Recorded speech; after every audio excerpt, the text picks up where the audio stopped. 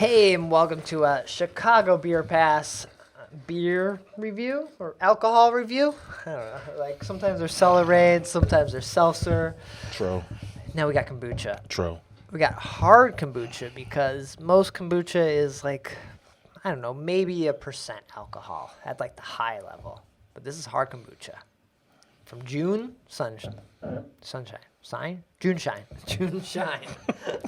You called it sunshine in the last pod, too. Yeah, I know. JuneShine. What do we know about JuneShine, Brandon? So they're out in San Diego. Right on. Our buddy Bob. Cheers to Bob Egan. Yeah. When I met him, he was Sheffield's Bob. Then he was Cider Bob. When I first met him, he was at Hackney's. Wow. In Printers Row? Printers Row, Hackney. Wow. He's always rocking the page, boy. Yeah. Bob's a fun guy. And now he's with Now JuneShine. he was Revolution Bob for a second, and now he's at JuneShine. Yeah, I'm not sure if he's out in San Diego or if he's here repping them.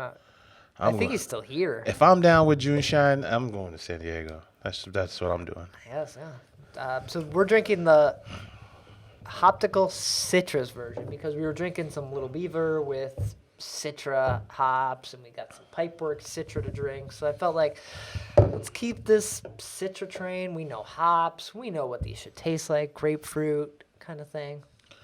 You know, this is interesting. There's dry hop ciders. Yeah. Now there's dry hop. There's hop kombucha. Kombucha sounds like a fermented tea, right? That's what it sounds like. So you basically have this culture. Yeah. It's very slimy. It will eat the sugars and it will grow. And you could like rip it off or cut it in half and put it in another one and make your own. Like it will continue to grow. It will overtake us all and kill us. It's an alien. Like venom, whatever took over.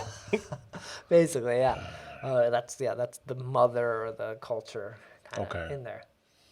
It's on the tea. Sometimes you'll see a heavy presence of it at the bottom of the tea. Oh, in a kombucha bottle? Yeah, that might be like and you might drink it or you might get it in your mouth and it's like this weird gelatin thing. It's kind of gross. You don't want to eat it or drink it. Yeah. But this smells like what you would expect from kombucha. Kind of sour, barnyardy, funky, because it's vinegar, or not. It's closer to vinegar. Mm-hmm. Like there's fermented vinegars, but kombucha's vinegar-esque, I guess. It's tea in between like tea and vinegar. For all the vinegar on the nose and then like the kettle sour flavors in the mid palate, it actually kind of dries up. It kind of finishes Yeah, that's probably a kettle sour is probably a good way to think of hard kombuchas. Like we mentioned that Taco Cat. Isn't that a kettle sour? That is a kettle sour from Finch. And it's their top selling beer since they landed over where they are. Who else recently came out with the kettle sour that's really solid? Was it? I think it's Rev, the Freedom of the Press. Those are all. Yeah. The whole series. Those are kettle sours. Yeah. Yeah. When we were there, we did the suicide of all the Freedom of the Presses. This reminds you of that. So it plays in the beer space. It's really an ode to how flexible beer is as a beverage that, these other brands, like we talked about dry hop cider or this, how these are the brands that kind of just like embodying that beer spirit and making products that aren't beer but remind you of it. Yeah, and this isn't, it doesn't taste as light as maybe a seltzer might. Like seltzer's just, they're gone. Like you crush them. Yeah. This drink's more like a cocktail even. Like you could throw some ice on here and kind of like sip on it more than you might with a beer. Or a little gin. Yeah, this actually is more like a, less of a seltzer, more like a steel, like a Radler. Almost like a tart, wild. It's like a wild Radler. This one is 6% though. Oh, shit. So, yeah. That's a double Radler right there, buddy. Yeah, double Radler. I love these terms like low-cal. What'd you say? Low-cal IPA. The solo, yeah, the low-cal IPA, double Radler. But yeah, it says what's inside is grapefruit. There's orange. There's pineapple. There's hops. There's honey, green tea, sugar, and then their June kombucha. So they must also have a line of regular kombuchas. Okay.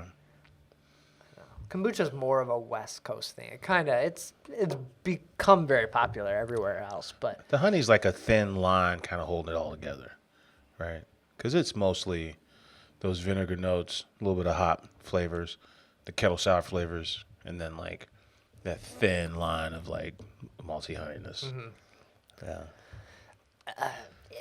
they're tasty. I've had one other one now, and it's just nice. It doesn't feel like you're drinking something with 5 or 6%, and you're just like, oh, all right. It like takes the edge off without feeling, I don't know, heavy, and you didn't just you realize you were drinking something, so it's more than a seltzer, but it's not like maybe as heavy feeling as a beer might be to some people. Yeah, that's true. It's fun. That's a fun ride. Yeah, and definitely more body than a seltzer, Yeah. which I can dig. Because that's the only thing you can compare it to, a seltzer or a cider. Not a cider, a seltzer or a sour. But yeah, would you pick this up over? Where does this fit into your drinking? Is it if there's beer, there's cider, there's kombucha now, and then there's seltzer? Like, if beer wasn't there, would you reach for this over a cider? Or are you gonna go cider? This is interesting because it's 95 calories. Right. And I thought the feds were doing that where they were forcing everyone to kind of reveal what the calories I thought were. they were, Yeah. but it doesn't seem like that's happening. But I I think it was a macro thing to try to force. Yeah, but in the age of, Michelob Ultra and all these other low-calorie things, this is leading the charge as far as, like, interesting and flavorful low-calorie options, right? You're right, because some of those low-calorie beers are It's just just- drinking hop water. You're like, what am I doing? Right. Yeah. You don't have that feeling when you're drinking this. You don't have that, am I wasting my time feeling? You don't really get that. This is lots of flavor, Yeah. and you're getting kind of a good kick. Where seltzer, no flavor, but you're getting the kick. So it's like almost the vodka versus the whiskey kind of thing. Close. I don't know, but yeah, it's not as sweet as a cider might be, but cider offers its own thing. I don't know. It's a good in between all of that. If I saw it out in the lineup, I might. If I'm out drinking, I might not. It's an at-home drink to me. That's my best way to like think of the hard kombuchas for me. Yeah. It's a good way to, like, liven up your regular romp of beverages. You know, whether you're a lager guy or an IPA or a stout guy, or even if you're somebody that drinks like those half-acre mixed culture beers with your breakfast. This is even different That's from. you. It might be, but this is even different from that. You know, it's different from that because it's got all these fruity flavors that it's livelier than a Yeah. beer. You know, yeah, It's actually alive too.